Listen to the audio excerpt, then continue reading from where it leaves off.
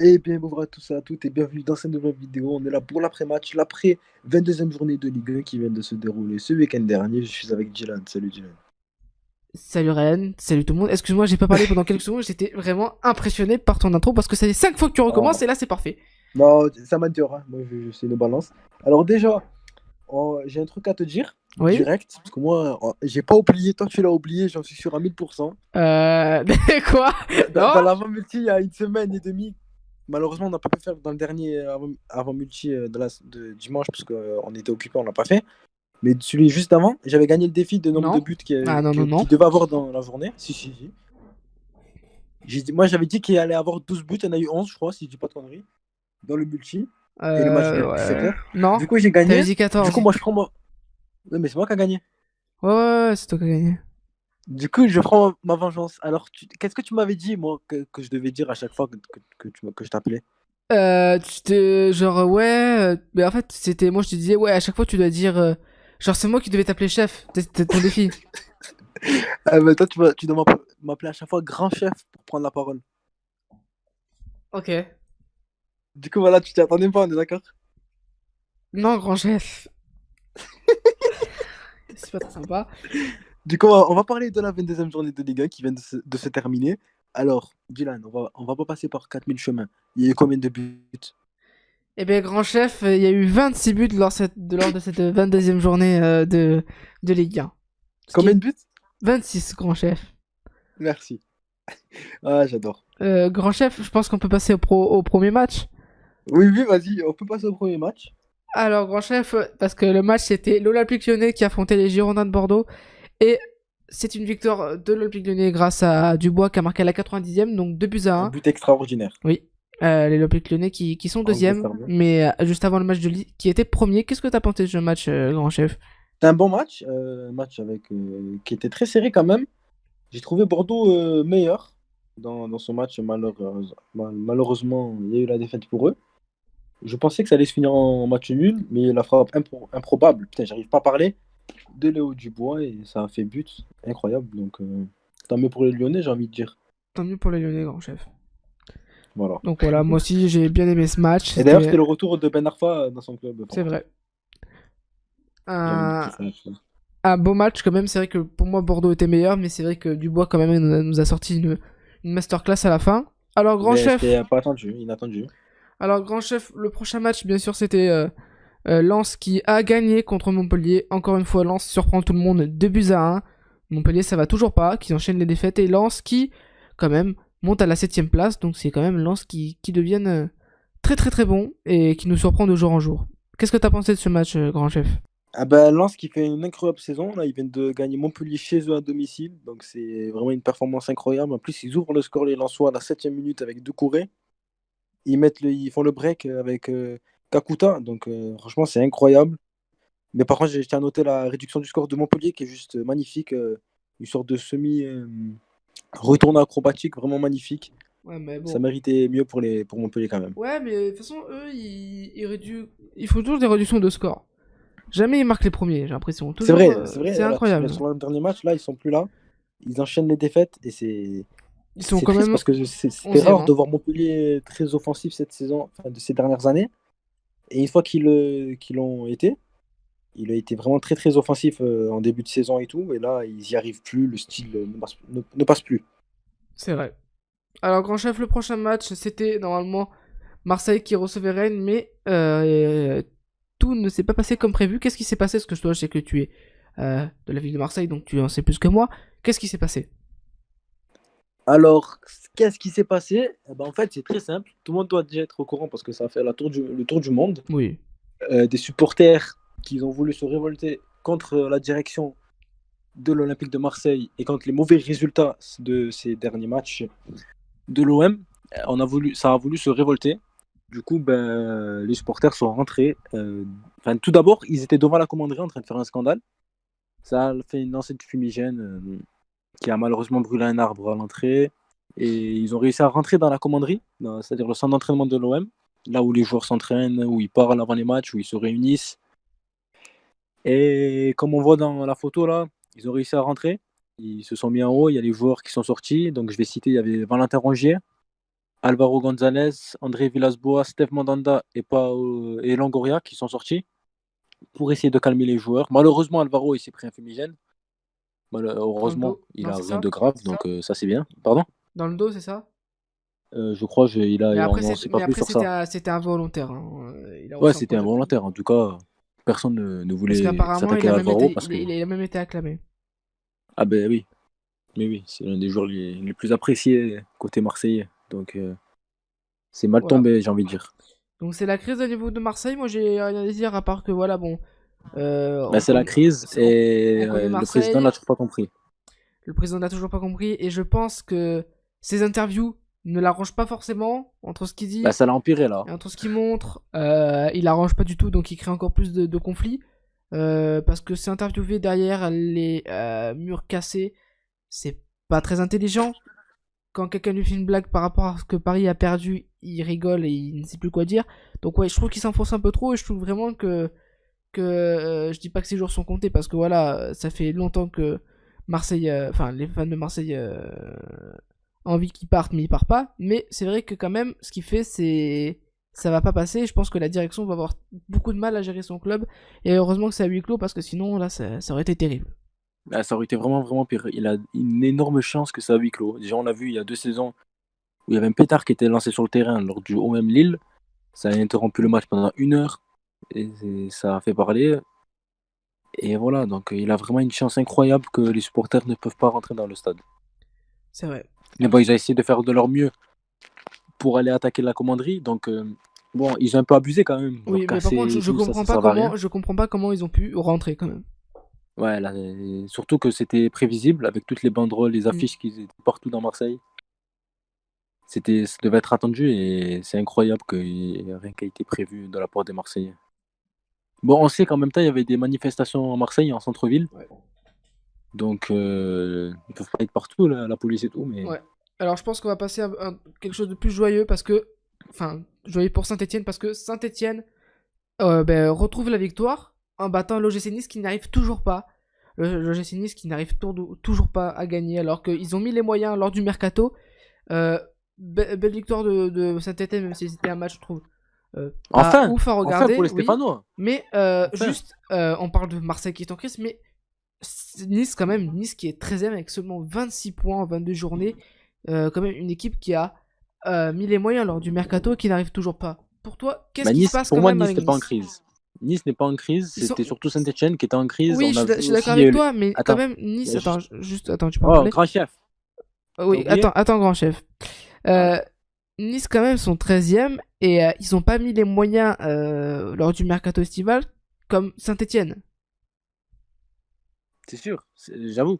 Mais moi, je voulais juste parler aussi, parce que vu qu'on enchaîne avec Marseille, il y a eu le même cas à Marseille, une intrusion des supporters à l'entraînement des joueurs de Saint-Etienne. Il n'y a pas eu de dégâts. Ils sont juste venus, ils ont parlé avec les joueurs, ça a chanté, ça a crié.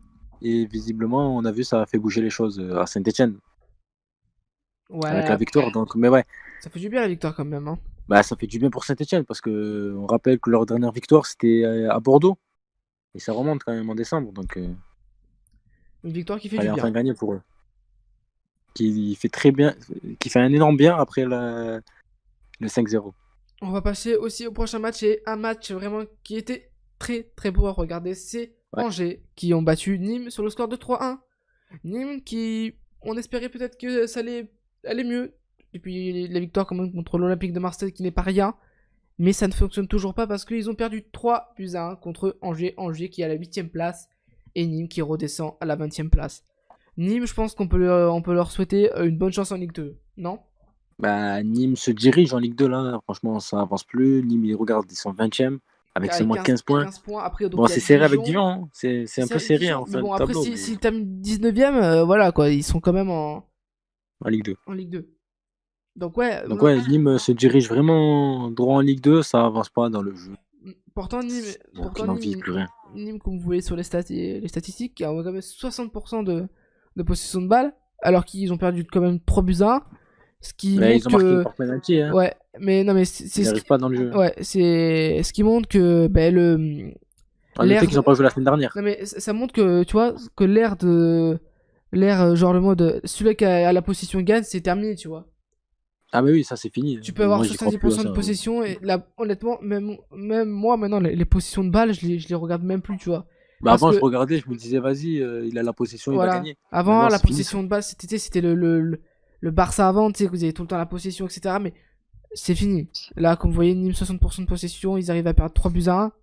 Après, on a quand même 12 tirs de la part de Angers. Angers, quand même, qui est en forme en ce moment. Angers, quand même, on est compte 8ème pour Angers.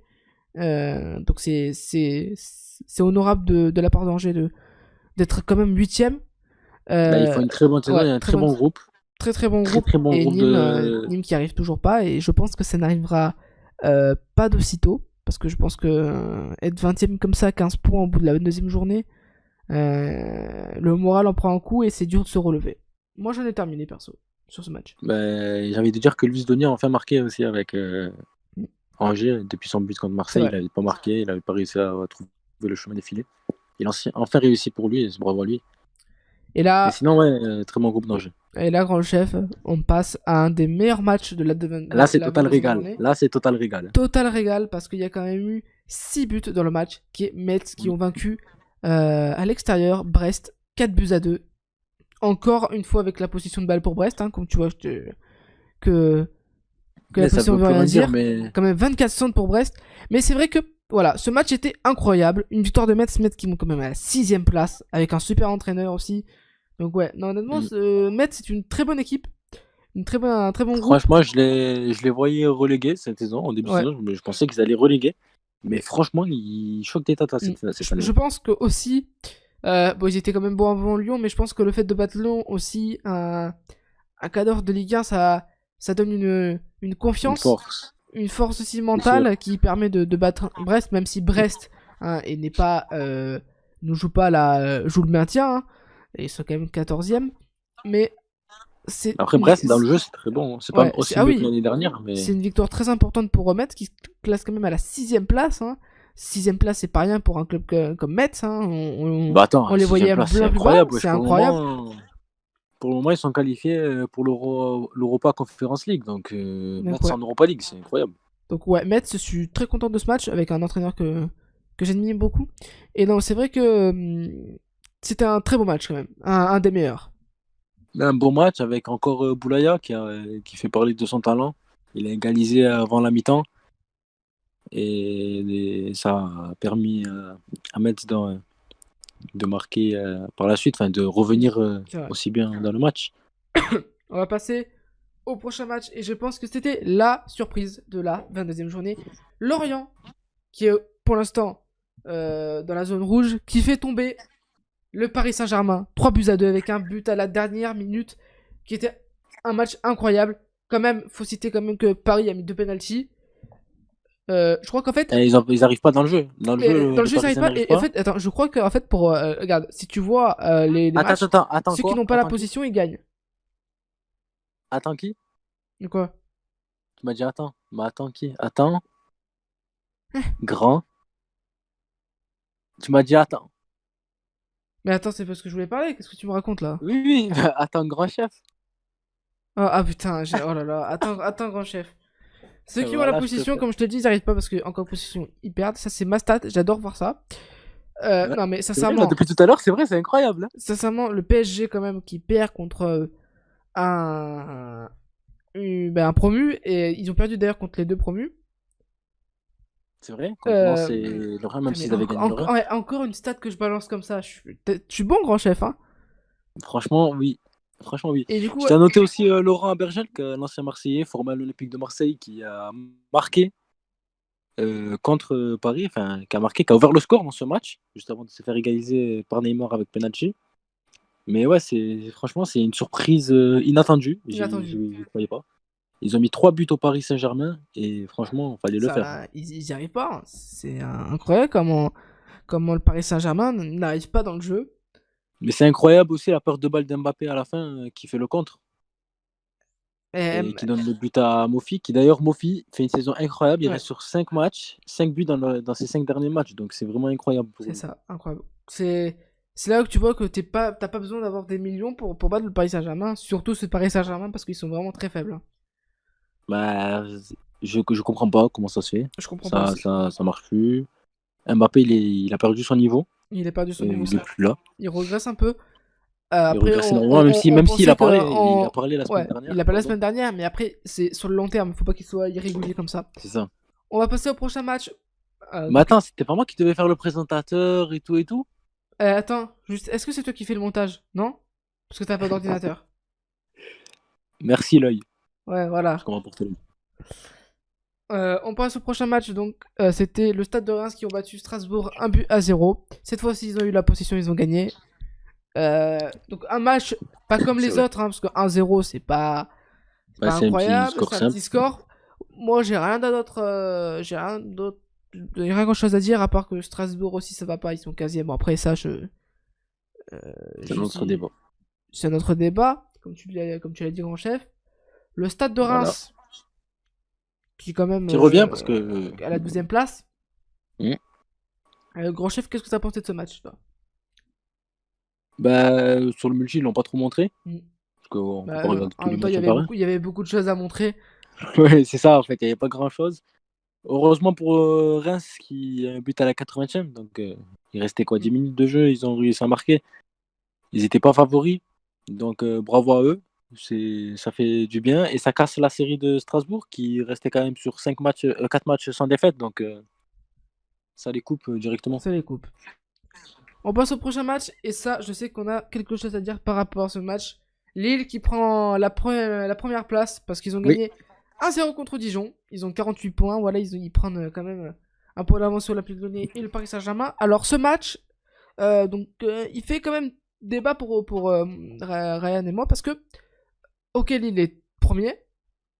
Lille est un effectif, je prends, un des meilleurs de Ligue 1. Mais je trouve que quand il joue, c'est pas un peu fat, mais c'est pas l'équipe. C'est un effectif incroyable, mais c'est pas l'équipe la plus belle à avoir joué. Qu'est-ce que t'en penses, toi? Alors déjà, je pense que on n'a pas les stats dans la télé. Non, parce que le Twitter de la Liga, ils ont pas décidé de le mettre. Et je pense que, enfin, je pense pas que c'est la vérité. Lille a gagné avec la possession, donc ça doit te faire plaisir. Écoute. Mais ouais, tu as raison, Lille qui s'impose toujours sur des scores légers, sur des 1-0, des petits 2-1. Et on peut attendre mieux dans le jeu, mais bon, on a vu qu'à la saison où ils ont fini deuxième, c'était comme ça. C'était comme ça et ça a marché. Donc pourquoi s'en priver? Pourquoi s'en priver? Moi après je dis juste que c'est vrai que j'ai remarqué qu'ils gagnaient sur de petits scores. Et voilà, après, bien sûr, on aimerait avoir des gros scores, tout ça. Donc là, c'est bon, là j'ai l'image sous les yeux. 58% de possession pour Lille. Voilà, avec la possession, il a quand même eu 14 tirs. Et je tiens à parler du but de Yassindji qui est magnifique, hein, il l'a fait tout seul. Mais la perte de balle en défense de Dijon, c'est incroyable. Tu peux pas perdre ta balle dans ta surface. En plus, ça mène au but. C'est incroyable. Oui, le but est évitable largement. Normalement, il y aura 0-0. Mais c'est vrai que Lille. En fait, Lille ils vont marquer beaucoup. Bon, et ils ont mis 5 buts à Paris, hein, je me rappelle. Mais ils sont très efficaces. En fait, ouais, mais ils sont quand même très efficaces. Ils plantent leur but. Et c'est vrai que. Mais bon, après, bien sûr, on aimerait avoir un score plus haut, etc. Mais tant qu'il y a les 3 points, tu vas me dire, c'est bien. Mais c'est vrai que, quand même, ils gagnent sur des petits scores. Mais bon, ça fait toujours l'affaire. Mais c'est quand même une grande équipe avec un des meilleurs effectifs de Ligue 1. Voilà. On va passer au match qui a clôturé la deuxième journée. C'était le FC Nantes qui recevait Monaco. Encore une défaite. Encore la crise pour Nantes. Hein. Après, ça m'a pas étonné. 2-1. Ça va plus. Quelle attaque de Monaco et quelle défense, parce que les défenseurs maintenant marquent autant que les attaquants. C'est vrai. Ouais, non, honnêtement, Monaco, c'est incroyable cette saison, je trouve. L'effectif est incroyable. Marseille, qui marque en Nantes, il enchaîne. D'ailleurs, il faut aussi citer un très bon match de Diop aussi. Sofiane Diop, ah ouais, il m'a régalé. Il a régalé hier soir, il a fait un très bon match. Il a sorti un très bon match. Ce match-là, c'est le seul match où il y a un carton rouge. Ouais. C'est le fameux Nicolas Palois qui a Nicolas Palois. Et donc aussi, on a eu les débuts de Diatta dans le 11, bien sûr, parce qu'il était rentré à la fin contre l'Olympique de Marseille, mais là, je parle en tant que titulaire. Donc ouais, victoire de Monaco. Monaco, logique dans le jeu. Logique dans le jeu. Rien, Monaco a été large supérieur. Et voilà. Non, c'est ennuyant. Et voilà, grand chef. Hein. J'ai eu de la chance, ils ont marqué. Enfin, de la chance. Si, ils ont marqué grâce à Aymon, là, le Belge, à la fin, donc qui venait de rentrer. D'ailleurs, grand chef, j'ai un petit truc à te dire, c'est que Raymond Domenech a les pires stats pour un début d'entraîneur en tant que au FC Nantes. Oui, tu as les stats alors non, je crois que c'est 5 matchs en victoire. C'est ça, c'est exactement ça. 5 matchs, 0 victoire, mais c'est grave. Là. C'est grave. Ça devient très grave pour Nantes. Non, mais leur dernière victoire, elle remonte à la 10e journée. C'est incroyable. On est la 22e journée. D'ailleurs, 12 matchs sans gagner. Grand chef. Incroyable. Oui. Grand chef, je vois pas, honnêtement, je pense que tu es d'accord avec moi, de la part de la direction de Nantes. Déjà, ils ont dit, je me rappelle, Raymond Domenech était en rumeur de venir à Nantes. Nantes a fait un communiqué comme quoi il niait tout contact avec Raymond Domenech. Ça déjà, tu fais pas ça alors que t'es en contact avec lui.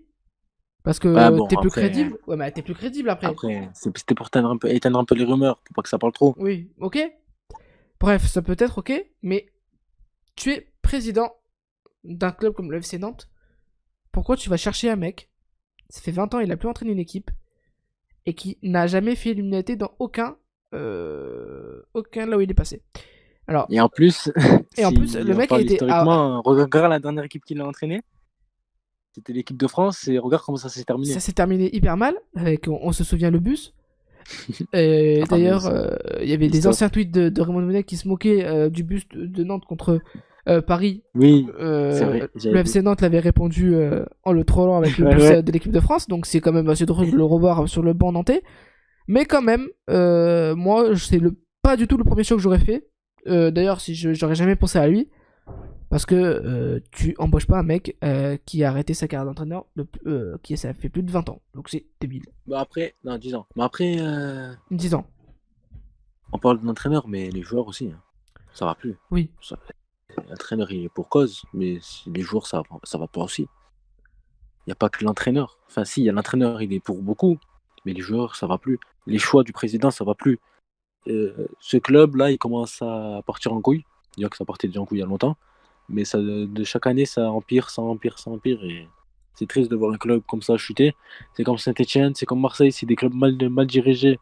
Comme Bordeaux aussi, même si Bordeaux ils reviennent avec des victoires un peu. Bordeaux qui font un très bon mercato. Genre hors sportif, c'est la merde. On va passer au meilleur passeur de Ligue 1. Bon, voilà, ça va pas trop changer, mais on fait le point là-dessus. Ouais. Donc, Andy Delors est premier, Thauvin est deuxième, et Bamba est troisième. Tous les deux avec 7 passes. Alors, bien sûr, ils ont les trois. Oui, mais les trois ont 7, mais c'est par rapport au nombre de minutes jouées, au nombre de passes, les passes comment ils ont été faites. Voilà, okay. Voilà. Donc vous étonnez pas. D'ailleurs, de toute façon, si le prochain qui fait une passe décisive passera automatiquement premier. Pour les meilleurs buteurs, Mbappé 14 buts, Dia 12 buts et Voland 11 buts. Quatrième, il a Depay 11 buts, mais Voland a mis 11 buts, mais en moins de matchs que Depay. C'est pour ça qu'il est troisième. Ok. Mbappé, quand même, c'est là où tu vois qu'il est quand même premier, donc c'est-à-dire qu'il a il a marqué beaucoup la première saison. De triplé aussi. Hein. Voilà. Et après, ça s'est arrêté. C'est pour ça qu'il est toujours premier. Par rapport au classement. Attends, moi j'ai un truc à dire, moi, sur la 22e journée.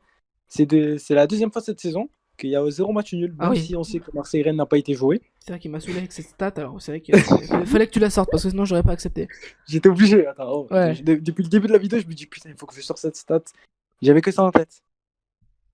Du coup, voilà, c'est la deuxième fois cette saison qu'il y a 0 match nul en Ligue 1. Et là, c'est le moment de t'enfoncer. C'était laquelle journée où il y a eu pas de match nul ? C'était la deuxième. La deuxième. Ok. Je dis pas de conneries, deuxième ou troisième ? D'accord. Attention. Ouais, deuxième, troisième, quatrième, cinquième, c'est ça ? Non, deuxième ou troisième, ça c'est sûr. Alors, on fait aussi un peu sur le classement. Donc Lille premier, Lyon deuxième, PSG troisième, Monaco, Rennes, Metz, Lens, Angers, Marseille, Bordeaux, Montpellier, Reims, Marseille Nice, a 2 matchs de retard. Ouais, Nice, Brest, Strasbourg, Saint-Etienne, Nantes et pour la zone rouge, Rennes, match de retard. Lorient, Dijon et Nîmes. Voilà. Voilà, Qu'est-ce que tu as à dire tu par dis rapport à ce classement? Marseille 2 matchs de retard, Rennes et Nice 1 match de retard, et je crois que c'est tout, si je dis pas de conneries. Bah, il y a Lorient aussi à match de retard. Nîmes, ouais, Nîmes et Lorient, ils ont Nîmes et pas joué la Lorient. semaine dernière, c'est vrai. Nîmes et Lorient. Donc voilà. Quand Moi, t'as pas de c'est vraiment, je trouve que une saison. Bon, c'est bizarre. une des saisons bizarres et une des saisons, je trouve, les plus intéressantes à regarder. Ouais, tout est Parce qu'il serré, y donc a c'est intéressant. énormément de clubs qui se démarquent. Je trouve que Ouais, c'est vrai. Bordeaux, même s'ils sont 10e, je trouve que c'est une des saisons où ils sont les plus intéressants. La comparé aux saisons dernières, Mm, c'est clair. c'est clair. Il n'y a rien à dire que d'ailleurs, ils ont recruté des joueurs, mais ça, on verra ça sur le RBM, présenté par le grand chef. Ah, j'adore. Le- Moi, Il est fort, il j'aime est pas, fort, mais le je te super. jure que t'inquiète pas, je vais me venger. Le PSG qui est 3ème, qui est totalement surprenant. L'Olympique Lyonnais qui fait quand même une large meilleure saison que l'année Ah bah oui, dernière. ça c'est sûr et certain. Lille premier. Lille qui sont toujours dans le top aussi. Le Euh, top qui joue toujours l'Europa League. le promu Lens qui fait une saison remarquable et incroyable. Metz aussi. Euh, Angers, toujours dans les on retient 10 quand même premiers.